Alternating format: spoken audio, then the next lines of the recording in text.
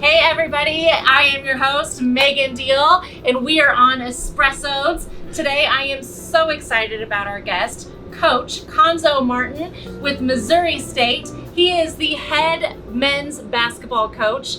We have extremely exciting things coming up because you guys just joined officially on July 1st, Conference USA. We have the first game on October 31st against Maryville University. And then January 2nd is their first conference game against UTEP. And I am totally pumped about this. This is local basketball for all of you Ozarkians, your Springfield, Nixa, Ozarks, surrounding areas. This is going to be an exciting season. So here in a few weeks, make sure you have your tickets to the first game against Maryville, October 31st. Coach, thank you so much for coming on. Thank you for having me. Yes. Okay. So we are actually going to make a latte today. Do you drink a lot of coffee? Yes. Do you? Day. Okay. All right. So this is going to be fun. So we are going to make a caramel macchiato. And while we get on our way to that, I'm going to ask you some questions. Are you ready? Okay. All right.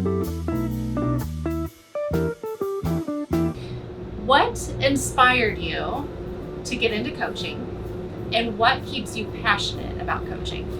What inspired me to get into coaching was my college coach, and really, I don't know if it's inspiration. It was just kind of like, in so many words, Zoe, you're not going to be an NBA player.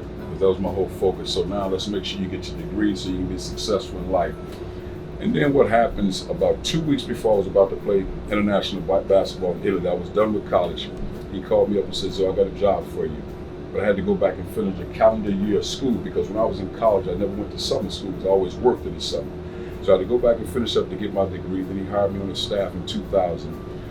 And I think that was the biggest thing. My coach, he was my inspiration as well as my high school coach. But the thing that inspires me most is my mom's motivation, desire, and grit to be successful in life because we come from very humble beginnings. So we were scratching, clawing, growing together, and I learned a lot of valuable lessons from her. That is awesome. Would you say that she was huge in your life as a mentor and leadership and role model? I mean, simply put, she was my life until I got married and had kids. Yeah. I mean, she was my life, and everything I did, my motivation was my mom. Awesome. And all I ever want to do is make sure my mom was successful in life. And I'll tell you a story, which is, I used to get emotional when I would tell this story, but I've said it so many times. I was diagnosed with non-Hodgkin's lymphoma, which is a form of cancer, in 97, time has passed, 97, November of 97. And I was in Avellino, Italy, playing professional basketball, and I had to fly back to the United States immediately. And so I was in the States probably 4 or 5 days. I met with the doctor, the oncologist, and they found out what type of cancer it was. And it might have been 4 or 5 days, and the last person I wanted to tell I had cancer was my mom. And it was strange because I felt like I was letting her down. And so my wife finally said, you need to give your mom a call. And I called her, and it was probably one of the toughest calls I ever made. Let's grab our cup, and then we're gonna put because you said you don't like things super sweet. Not too sweet. Okay, so what we're gonna do is do 1 pump of vanilla. Put 1 pump of vanilla in there. Let me grab this. Okay, then you're gonna put 1 pump of caramel in there. There we go. Okay, and then you like almond milk. Yes, I love it. Okay, so what we're gonna do is we're gonna grab some almond milk. Let's go ahead and open that. And you'll do about 1/4 of the way. So while we're doing this, and then I'm gonna have you stir it real good after you do it about the perfect. Give that a good stir. So how do you foster a team culture that encourages athletes not only to become better players, but individuals off the court? Well, I think the life lessons, what I try to give a young man to create a vision in lives, because in our sport, everybody wants to be an NBA player. But statistics say 97% of the athletes will not be there. Yeah.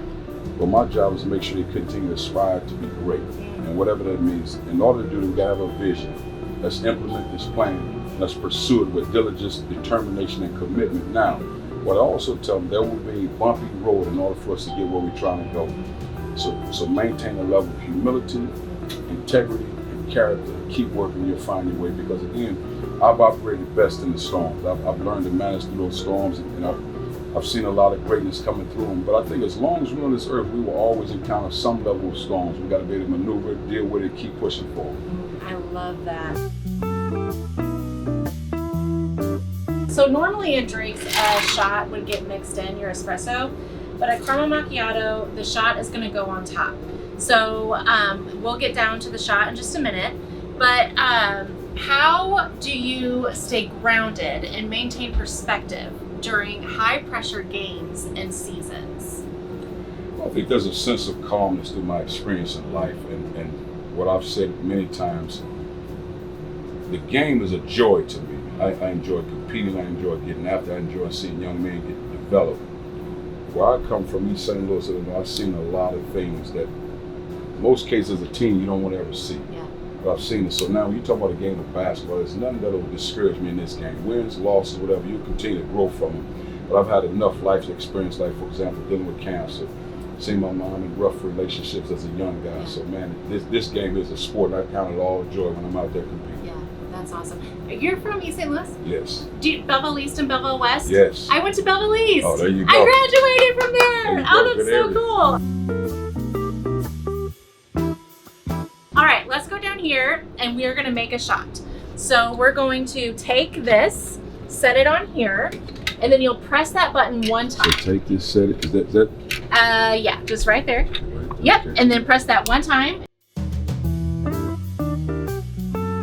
Okay, so then we're gonna put this here, you'll hold it here, you're gonna put this in here, and you're gonna put all the pressure you can on it and turn it this way.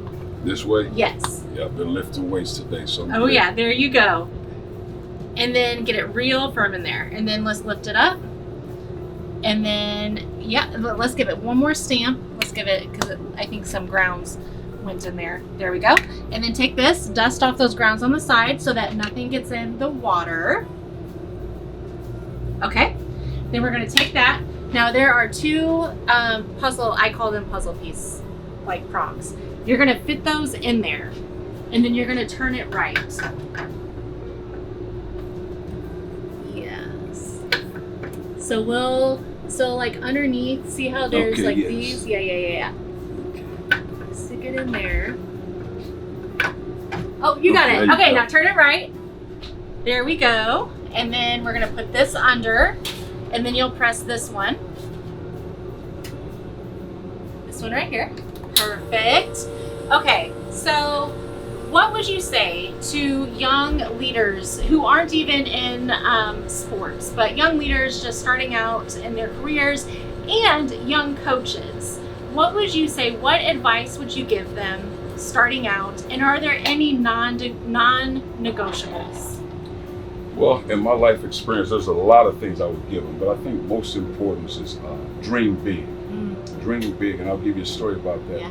When we were young, my mom used to take us to St. Louis, outside of St. Louis, Chesterfield, or do those areas, and we would go see these dream homes. And we'd lay in the beds and we small kids like, this feels so good. One day we can have this. And my mom would always say, dream big. Now to get there, we'd have to take 2 buses from East St. Louis to St. Louis out to Chesterfield or do those areas. So again, to be able to see those homes and dream like this one day could happen for us. But what I learned in my life experiences, that I had to be persistent and diligent in pursuing those things and not take no for an answer. And I think that's the hardest thing. No is just a way of saying, okay, take the next route, go around the corner, keep pushing. Yes. And the thing I really live by, like I tell my players, if you want it bad enough, then you got to die trying. You got to die trying. Yes. Oh, that's good. I like that you just said find another way. Yes. Be strategic. Find another way. You have to. Absolutely. Okay, you'll grab that shot. We're actually probably should add just a little more almond milk to Why not? this. There we go, so that you have some more. Okay, and then you're gonna pour the shot on top. And we are done. Look how beautiful that is. And I'm gonna give this to you. Okay, so I have a couple more questions. I just touched your straw. Oh, so Hold on, let me get you a new one that I didn't touch and open. Okay, so coaching comes with challenges. Yes. So what is a challenge you have faced, a season you have faced of hardship, And how did you not only get through it, but how did you grow through it? Great question. So my first year here at Missouri State, this was 2008, I was the head coach here. After a couple of tough losses, it might have been 4 or 5 losses in a row. I remember laying in the bed, getting up to go to work. I'm normally in the office between 4, 5, 6, 7, it just depends. And I was in the bed, my wife said, she said, "Is this how you want your leadership to look?" Meaning, no, I'm in the office ready to go. But I was so beat up after, trying to build a program. And when she said that, it hit me. I was probably in the office, and I lived near Wanda Gray Elementary School at the time. So it probably took me, from the time I put my clothes on, brushed my teeth, get in the office, it might have been 15 minutes max. I might have been speeding just to get in the office, to be present for my staff, to say, okay, this is just a minor setback, we'll grow through it and learn those valuable lessons. And I think that was the biggest key. So that was probably one of the toughest things.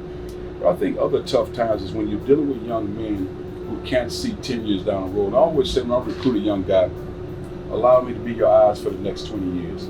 And what that means is you have to be able to trust me, even though you can't feel it or can't see it right now. And that is a hard thing. The ones that do it, appreciate that, trust it, believe it, they often have tremendous success.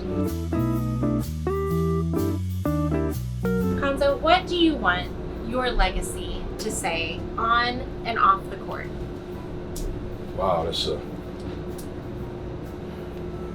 not a tough question, but it's one of those deals as a man of humility.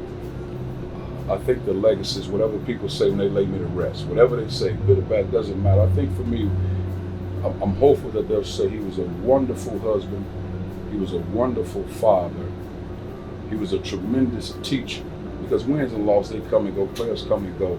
He was a tremendous teacher, a wonderful father, a wonderful husband. He was a man of character and integrity. So they can put on my casket, he was a man of character and integrity. Because I think those words nowadays are kind of like moving targets. But I think the ones that stay true to that have tremendous sustaining success. So for me, a man of character, integrity, and accountability, you can rely on that man. He's trustworthy. I think when you're talking line of all those words, that's power to me. That's awesome. I love that. Okay, and I'm going to ask you one more question. What are you most excited about this coming season? Well, I think we have wonderful young men, wonderful student athletes. Those guys have done a tremendous job in our 8-week summer. Now we're into our first week of practice since school started. We have size, we got athleticism, we got length, we got great character guys, phenomenal students in the classroom. I think sometimes we overlook or neglect the importance of being a student athlete. And these guys will be very successful on the court as well as in life. But I'm really excited about our guys. They've done a tremendous job. Our staff has done a great job recruiting talented players.